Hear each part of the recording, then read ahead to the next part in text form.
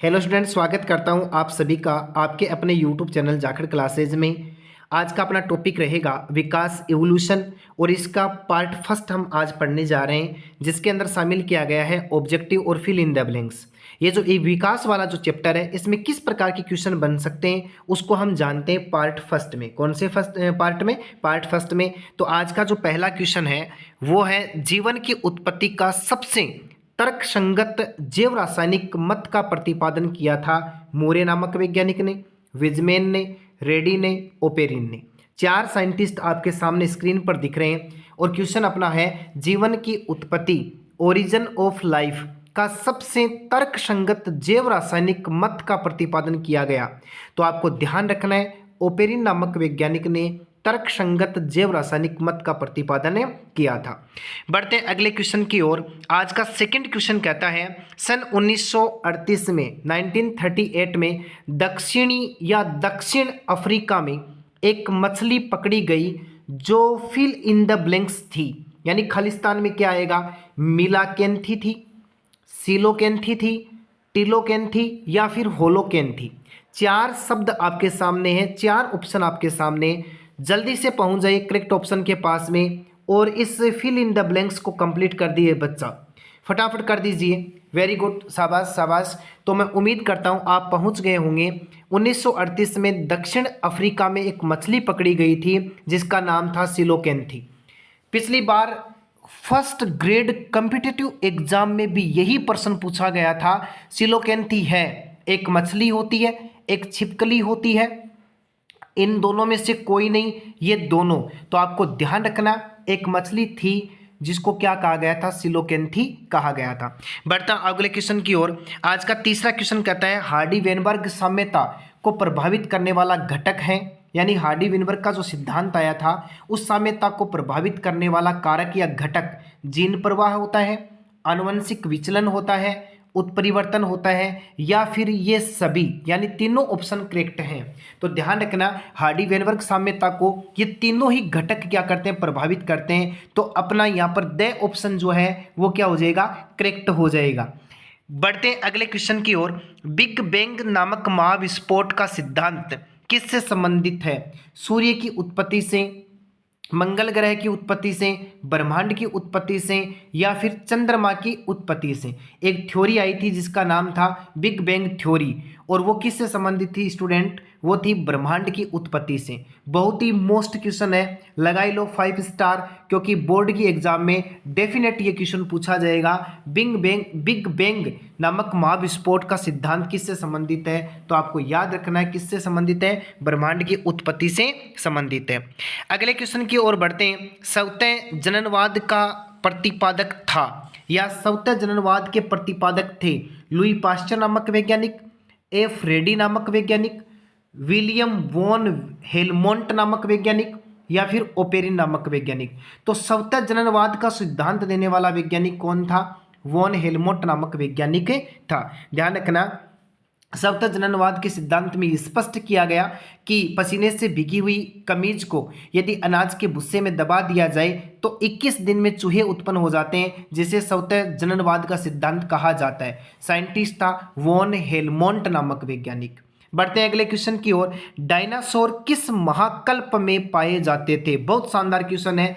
Palaeozoic में, Cenozoic में, Archaeozoic में, या फिर मीसोजोइक में। तो आपको याद रखना है, डायनासोर जो थे वो मीसोजोइक महाकल्प में पाए जाते थे। इस प्रकार से अपना द ऑप्शन क्या हो जाएगा? करेक्ट हो जाएगा। बढ़ते हैं अगले क्वेश्चन की ओर। ऑक्टोपस तथा स्तनधारियों की आंखें निम्न में से उदाहरण है। बहुत शानदार क्वेश्चन, एक से बढ़कर के एक क्वेश्चन आएंगे। आपको ऐसा कोई भी क्वेश्चन नहीं लगेगा कि ये क्वेश्चन ल्यूज है या फिर ये क्वेश्चन साधारण है। आपको एक से बढ़कर एक क्वेश्चन आपके सामने स्क्रीन पर दिख रहे हैं। ऑक्टोपस और स्तनधारियों की आंखें निम्न में से उदाहरण है किसके? अनुरूपता के, बहुरूपता के, समरूपता के, या फिर नॉन ऑफ दीज, इनमें से कोई नहीं। तो स्टूडेंट ध्यान रखना, ऑक्टोपस तथा स्तनधारियों की आंखें जो होती हैं वो किसके एग्जाम्पल माने जाते हैं? अनुरूपता के उदाहरण माने जाते हैं। बढ़ते हैं अगले क्वेश्चन की ओर। अगला क्वेश्चन कहता है, बोगेनविलिया का कांटा, देख लो क्वेश्चन देखो, बोगेनविलिया का कांटा तथा कुकुरबिटा का प्रतान किस प्रकार के अंग हैं। बहुत शानदार क्वेश्चन है, इस पर भी लगा लो स्टार, ये लगा 5 स्टार। और देखना बोर्ड के एग्जाम में डेफिनेटली क्वेश्चन आपको दिखाई देगा। बोगेनविलिया का कांटा तथा कुकुरबिटा जो है उसका प्रतान किस प्रकार का अंग है। समवर्ती अंग होता है, समजात अंग होता है, अवशेषी अंग होता है, या फिर क्या होते हैं, विलुप्त अंग होते हैं। तो याद रखना ये जो 2 एग्जाम्पल आपको दिए गए हैं ये समजात अंग के उदाहरण है। किसके उदाहरण है, समजात अंग के उदाहरण माने जाते हैं। बढ़ते हैं अगले क्वेश्चन की ओर। अगला शानदार दमदार क्वेश्चन कहता है उत्परिवर्तनवाद सिद्धांत का प्रतिपादन किया किसने।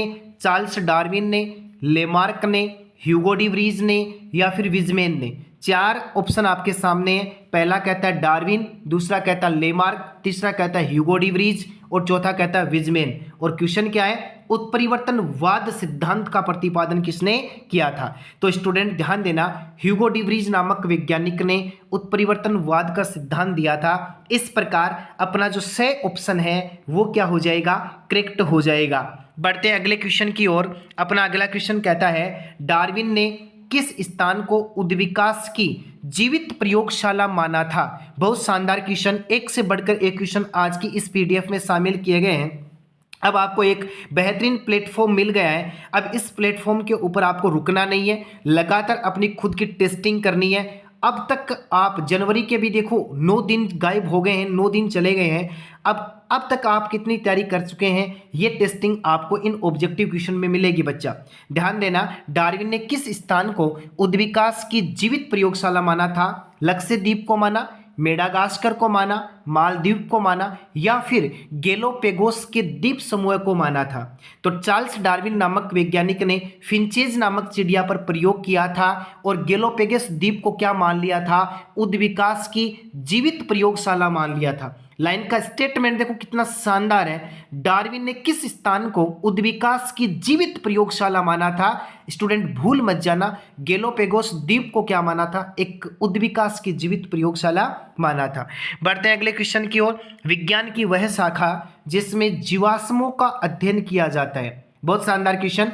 इथोलॉजी कहते हैं, ईरोलॉजी कहते हैं, पेलियोंटोलॉजी कहते हैं, या फिर ऑर्निथोलॉजी कहते हैं। ऐसी शाखा जिसमें किसका अध्ययन किया जाता है, जीवाश्मों का अध्ययन किया जाता है। तो बिल्कुल पहुंच गए होंगे आप करेक्ट आंसर के पास में। अपना करेक्ट आंसर से ऑप्शन हो जाएगा, यानी पेलियोंटोलॉजी जो होती है उसको जीवाश्मों का अध्ययन कहा जाता है।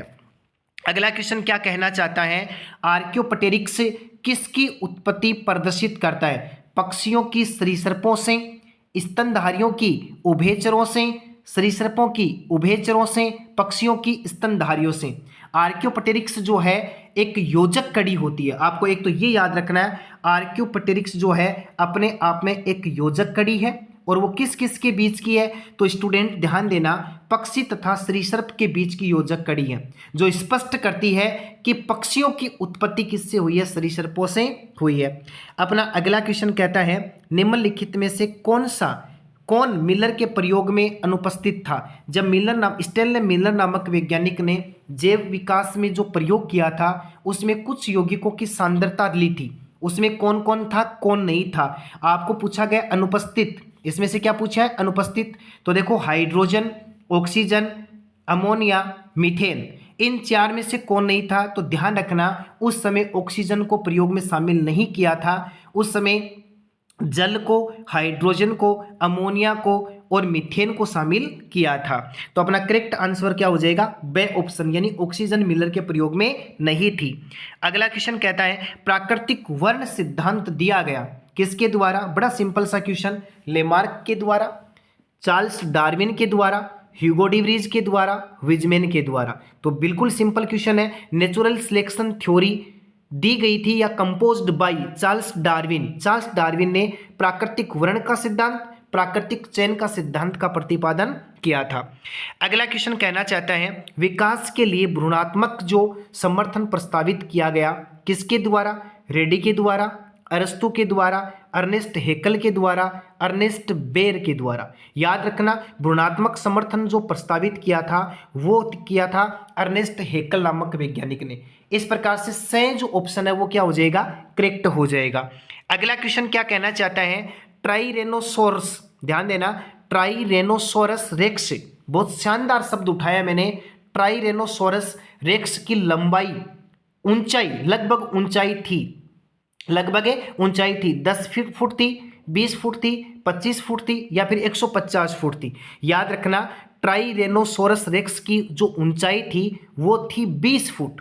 कितनी थी? 20 फुट। अगला क्वेश्चन कहता है विशाल डरावने कटार जैसे दांतों वाला था, यानी ऐसा कौन सा जानवर था जिसके विशाल कटार जैसे दांत थे? ड्रायोफिथिकस था, डायनासोर था, या फिर ट्राइरेनोसोरस रेक्स था, या फिर रामापिथिकस था? तो बिल्कुल बिल्कुल बहुत मोस्ट क्वेश्चन है ये भी। यानी विशाल डरावने कटार जैसे दांत किसके थे?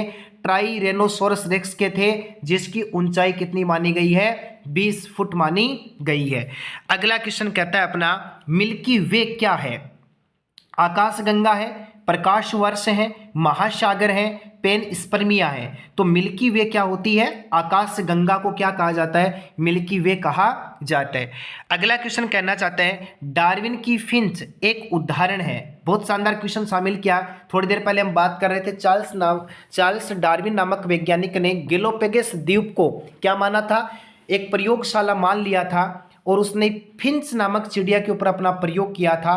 तो ये डार्विन की जो फिंच है किसका एग्जाम्पल माना जाता है? संयोजक कड़ी का, अनुकूली विकिरण का, या फिर अभिसारी जैविकास का?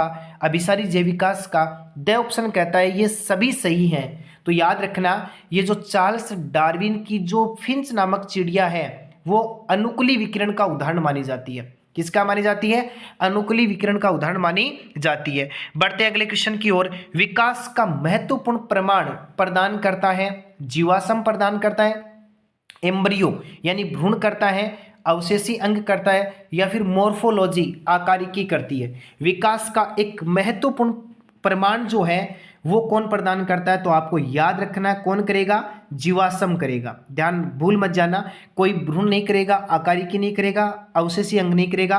करेक्ट आंसर अपना क्या हो जाएगा? A option. इस प्रकार से विकास इवोल्यूशन जो चैप्टर अपना है उसका पार्ट फर्स्ट में 20 महत्वपूर्ण क्वेश्चनों को शामिल किया गया। जुड़िए इसी प्रकार से, देखिए एक से बढ़कर एक क्वेश्चन। कल मिलते हैं पार्ट सेकंड के साथ में। तब तक वीडियो को पूरा देखना है, लाइक करना, शेयर करना, चैनल को सब्सक्राइब करना है और बेल आइकन को जरूर दबाना है ताकि आगे आने वाली क्लास का नोटिफिकेशन सबसे पहले आपको मिले। एक बार फिर से सभी बच्चों का इस चैनल के ऊपर हार्दिक स्वागत, हार्दिक अभिनंदन है।